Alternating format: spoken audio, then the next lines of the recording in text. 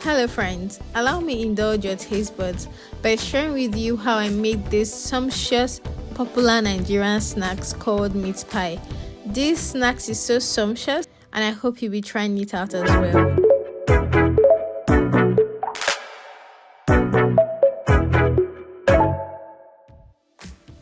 Welcome back to my channel.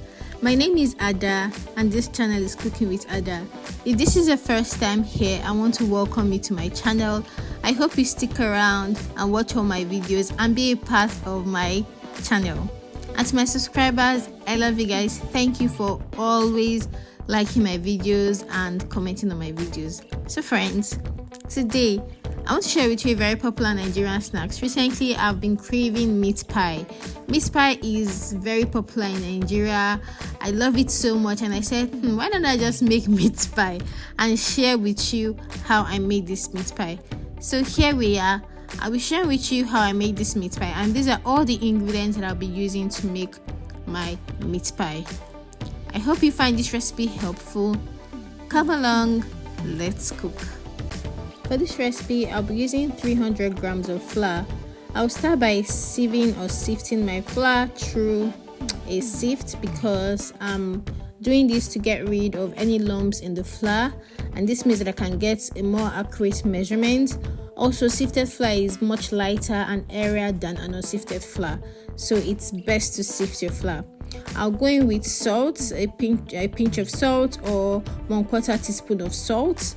Once I'm done, I'm going to be adding my butter, 150 grams of butter. This butter is cold butter, and if you can see, I broke them up into cubes, which is very good because it will allow me work with it better and it will give me a better consistency that I'm looking for in the mixture.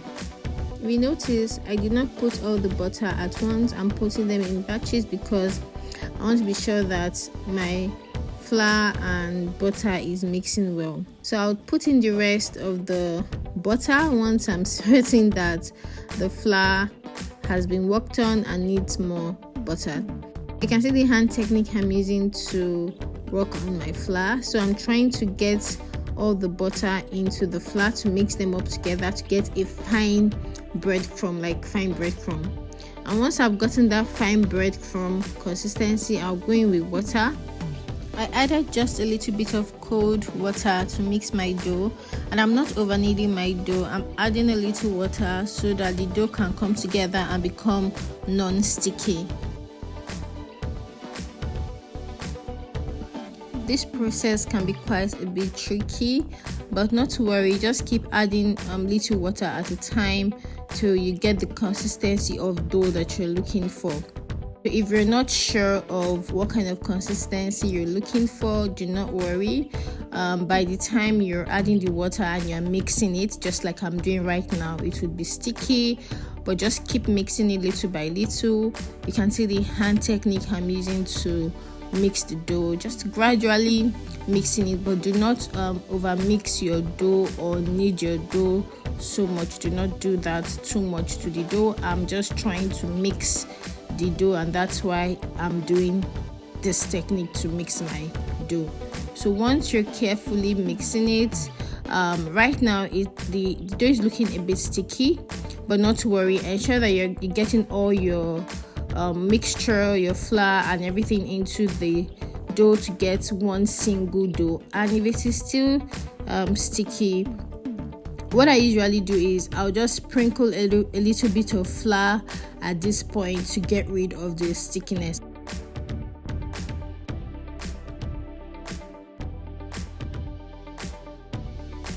If you're learning something new and you're enjoying this video, kindly give this video a thumbs up and hit the subscription button so that you can get a notification anytime I post a new video. This encourages me to make more cooking videos for you.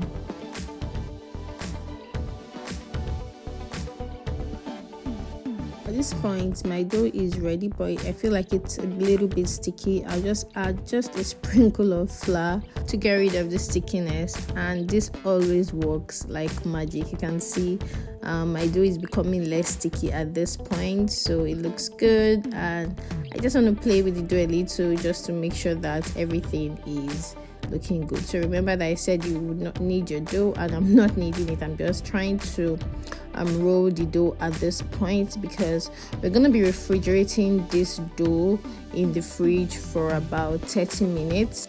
So we're refrigerating the dough because this allows the gluten in the flour to relax, and this would help to give our meat pie a more tender crust, and it also helps the butter to solidify as well. And it also gives it time for the liquid in the dough to be absorbed. This will give your dough a slightly less dry spot in the pastry.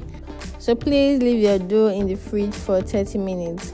While my dough is resting in the fridge, I'll go ahead to prep all the vegetables I'll be using to make the meat pie filling. I'm using Irish potatoes, and I'll be cutting these Irish potatoes into small cubes. I'll be dicing them into small cubes. This will allow the Irish potato to cook really fast. Next vegetable I'll be using is green bell pepper. I'm using green bell pepper because I want to infuse that flavor into my meat pie.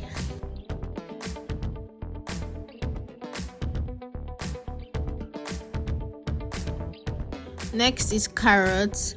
I'm using carrots because all the Nigerian meat pie I've ever bought always had carrots in them, and I think also because carrots has some health benefits that would be very good for us, and it would also give our meat pie some beautiful color. When you open your meat pie, your meat pie filling, you just see that orange carrot color. It just blends.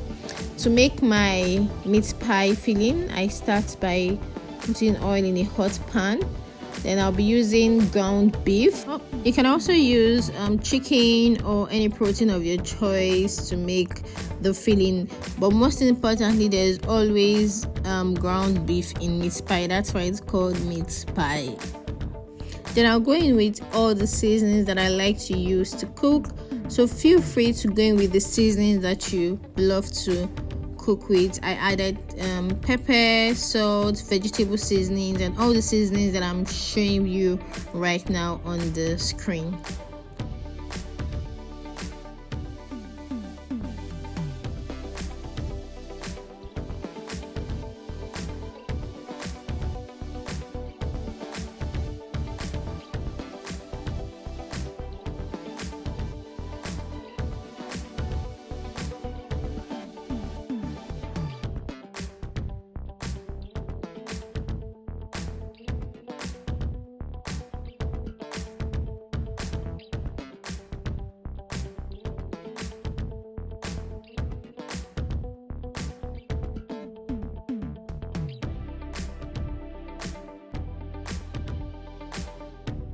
Once my ground beef has been cooked for about 10 to 15 minutes, I'll go in with the potatoes. Remember, the potatoes are raw, they haven't been cooked, so it's important that you would have to allow them cook with the ground beef as well.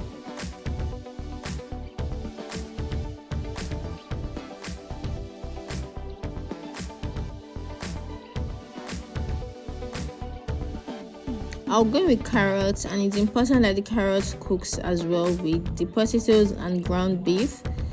I would add a cup of water and then cover it to allow it to cook for about 10 minutes or till the potatoes are very soft.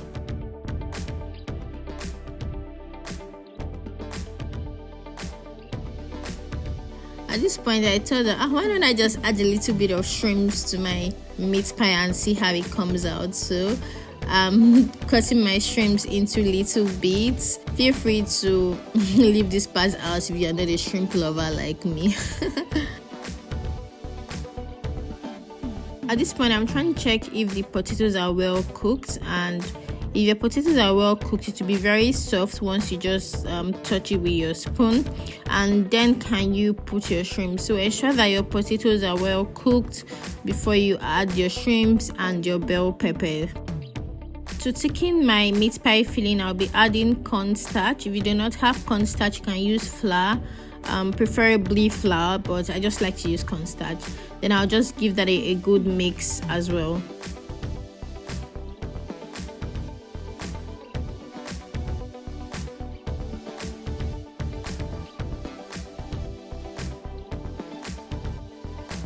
Feel free to taste your filling to be sure that it has enough seasonings and pepper as you wish. Now it's time for us to roll out our dough. In a flat surface, add flour, sprinkle flour on it because you do not want your dough to stick to the surface of your workstation. So that's why I'm sprinkling flour on this surface. Then you'd have to cut out your dough into small pieces because this will allow you to be able to roll it out well.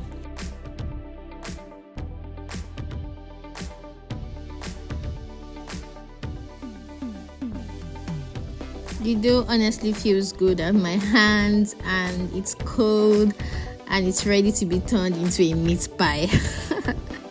I'd also be using some flour on my rolling pin because you do not want the dough to stick on the rolling pin as well. To get a perfect round shape, you need a meat pie cutter, but if you do not have a meat pie cutter, I'm using cover of the smallest pot that I have. You need to dust it with some flour as well to avoid it from sticking.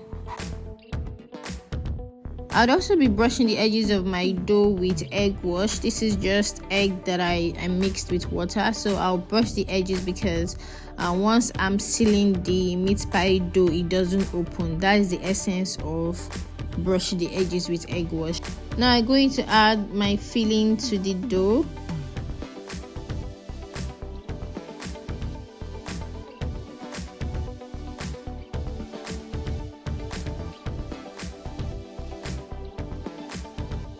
To cover it, you have to do it gently, and if this is your first time, it might be a bit tricky, but do not worry, after some time you get used to it. Now I'm going to use a fork to seal the edges this way. So this is the technique I'm using to seal it. This is the technique we use in Nigeria.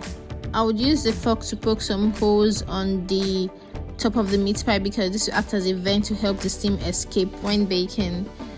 The next step is to make our egg wash that we'll be using to brush on top of our meat pie.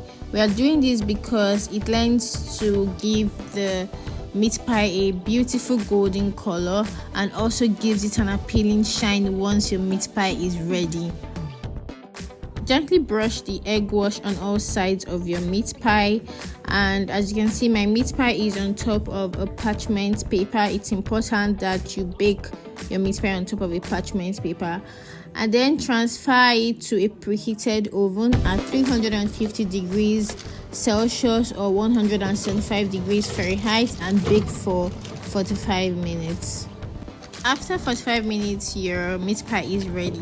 We've come to the end of this video. I hope you found this video helpful, and let me know if you'll be trying out this meat pie recipe. Kindly like, share and subscribe to my YouTube channel. Till I see you in my next video. Cheers, bye.